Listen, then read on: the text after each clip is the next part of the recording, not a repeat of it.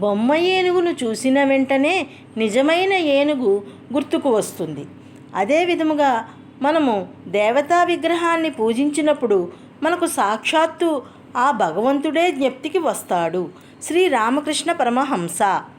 మీరు ఏ పనైనా హృదయపూర్వకముగా చేసినప్పుడు మీలో ఆనందపు వెల్లువను అనుభూతి చెందుతారు.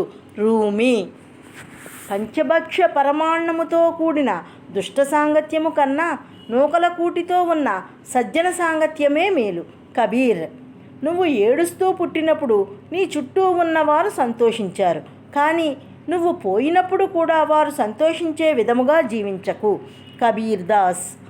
మానవ మాతృల్ని ప్రేమిస్తే ఆ బంధము బాధలకు దారితీస్తుంది. భగవంతునితో బంధము కలిగి ఉండటంలో ఎలాంటి బాధ లేదు. భగవంతుడిని ప్రేమించిన వాడు ధన్యుడు. మాతా శ్రీ శారదాదేవి.